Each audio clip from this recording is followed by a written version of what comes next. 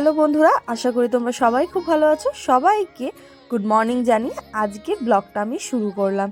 তো সকাল সকাল রেডি হয়ে গেছি, কারণ তোমরা থাম্বনেল দেখে বুঝে গেছো। তো আজ হলো আমাদের পাড়ার মনসা পুজো। এই মায়ের জন্ম হয়েছে আমাদের এখানে প্রায় 6 বছরের বেশি হয়ে গেল। তো মা খুব জাগ্রত। তো মায়ের পুরনো মূর্তিটা কালকেই বাইরে বের করে রাখা হয়েছে, কারণ নতুন মূর্তি চলে এসছে। তাই পুরনো মূর্তি বাইরে রেখে নতুন মূর্তিকে আমরা সবাই ভেতরে ঢুকিয়ে নিয়েছি। তো মাকে সাজিয়ে নিয়ে যে ঠাকুরমশাইও চলে এসছে সকাল সকাল। তার মধ্যে একটা কাণ্ড হয়ে গেছে, দেখো পুরো মন্দিরের পাশেই সকাল সকাল 11টা মা আমাদেরকে দেখা দিয়েছে। তো এক জায়গাতেই বসেছিল। তো আমরা দেখেছি ছোট বড় মিলিয়ে প্রায় 11টা, তার বেশি হয়তো কম না, আমরা তো আর গুনে দেখতে পারিনি সব কটাকে। তো 11 জনকে গুনে দেখেছি।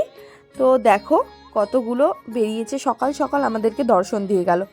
তারপর তো চলো আজকে পুরো ভিডিওটা দেখতে থাকো তোমরা, কারণ আজকে আমি ভয়েস দেব না। পুরো ভিডিওটা তোমাদের কেমন লাগলো কমেন্টে জানাতে কিন্তু ভুলো না। আর কারা কারা নতুন হয়ে আছো আমার চ্যানেলে, তাড়াতাড়ি চ্যানেলটা সাবস্ক্রাইব করে দাও আর পুরো ভিডিওটা দেখতে থাকো।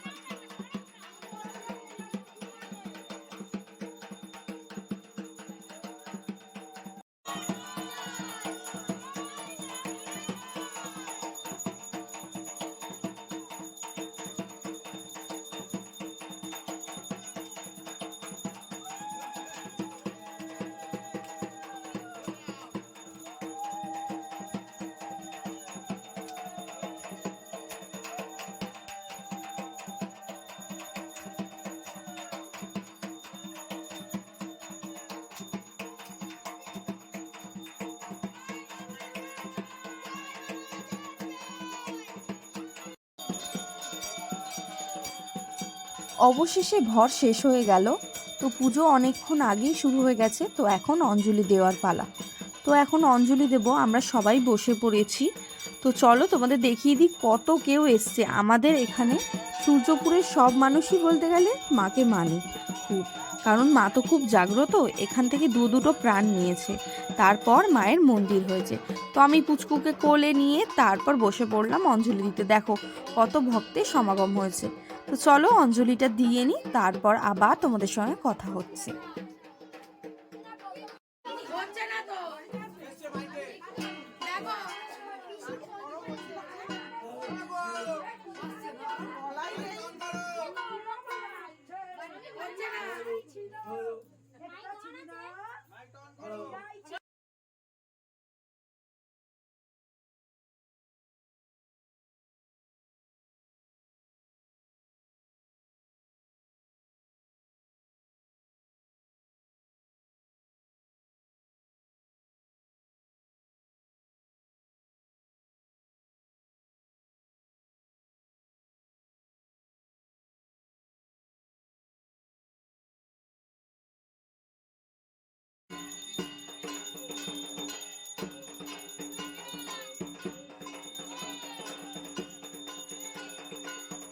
মায়ের পুজো শেষ, এবার হচ্ছে হোমযজ্ঞ, এরপর ভোগ বিতরণ হবে সবাইকে।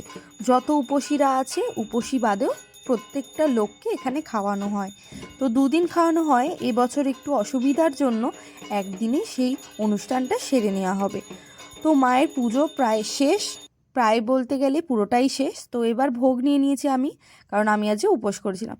তো বন্ধুরা, আজকের মতো এইটুকুই। ভিডিওটা ভালো লাগলে লাইক, শেয়ার অ্যান্ড সাবস্ক্রাইব করতে ভুলো না। টাটা।